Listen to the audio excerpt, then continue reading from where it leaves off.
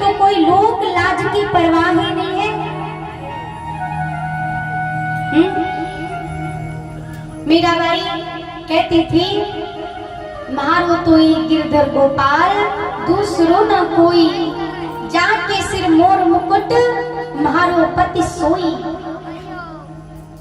जाके सिर मोर मुकुट, मुकुट धर वारो मारो पति है, मारो स्वामी है। मीराबाई हमेशा एक गिरधर गोपाल के गुणगान गाया करती थी, जो कहा करते थे कि तुझे लोक लाज की चिंता नहीं है, सारे हमारे कुल की मर्यादा को तुमने मिट्टी में मिला दिया। आज ना उस कुल का पता, ना वो कुल की लाज रखने वालों का पता, ना उनकी सास का पता, ना उनके राणा जो उनके जेठ जिन्होंने विष पिलाया उनका भी नहीं पता। महाराज आज अगर कोई दुनिया में है तो वो मीराबाई गाई जाती है। सोचो, जो कहता है कि ये लोग लाज, ये दुनिया, भला ये किसकी हुई है? केवल अगर हुआ है तो वो एक भगवान हुआ है। मीराबाई तो हमेशा गाती फिरती थी, बसो मोरे नैनन में नंदलाल, नैनन में नंदलाल, नैनन में नंदलाल, बसो रे मोरे नैनन में नंदलाल। कभी महसूस करो भगवान को अपने इस मंदिर में बिठा करके ना, कभी उसको महसूस करो कि वो मेरे आसपास होता है तो कैसा लगता है। देखो कहते हैं,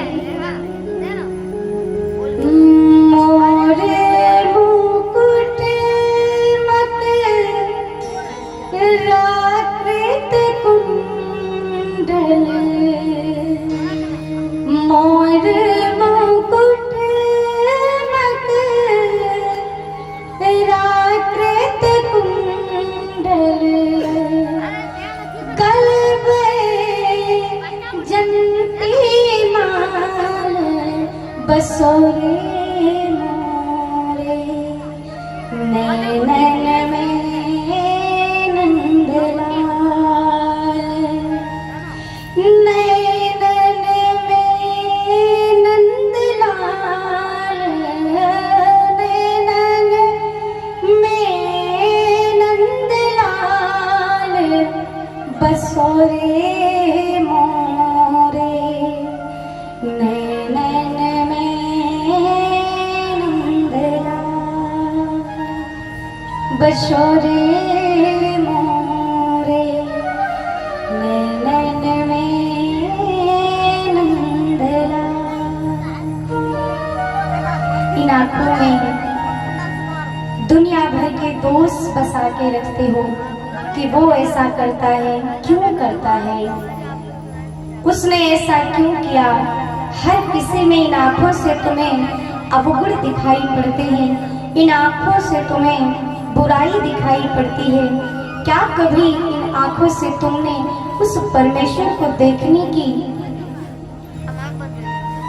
कभी उसको निहारने की कोशिश की है कि जिसके लिए गाया जाता है उसके होंठ सुंदर है, उसका मुखमंडल कमल की तरह है, उसके नेत्र सुंदर है, उसके कपोल सुंदर है।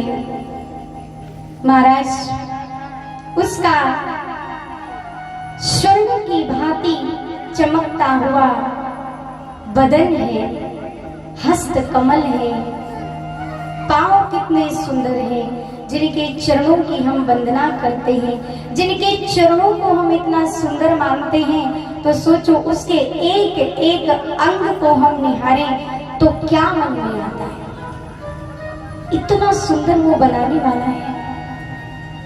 कितना सुंदर होगा। जिसकी रचना इतनी सुंदर वो कितना सुंदर होगा। केवल हमारा मन भगवान के चरणों में लगता है, क्योंकि उनके चरण इतने सुंदर हैं। और अगर उनके एक एक अंग का हम दर्शन करें तो शायद हम वर्णन ही न कर पाए। और भगवान की सुंदरता का तो कोई वर्णन कर ही नहीं सकता है। देखते जाओ। पता है ये जो सूरदास होते हैं ना, इनके नेत्र नहीं होते, लेकिन ये मन के द्वारा भगवान का दर्शन करते हैं। उनके एक एक अंग का दर्शन करते हैं। उनको दिव्य नेत्र मिल जाता है। और जिनके नेत्र नहीं है वो मन की आंखों से उनका दर्शन कर लेते हैं। और यहाँ हम सबके भगवान ने दो दो नेत्र दिए, तब भी उनका दर्शन नहीं कर पाते, तब भी दर्शन नहीं कर पाते। प्यारे, अपने मन को भगवान के सी चरणों में लगाओ, उनसे जोड़ो, उनसे अनुराग रखो। कभी न कभी उस दीनानाथ की कृपा तो हमारे ऊपर होगी ही ना। राम राम रटते रहो जब लग घट में प्राण। कभी तो दीनानाथ के भनक पड़ेगी का। विश्वामित्र जी आए, भगवान राम को लेने, आपने सुना।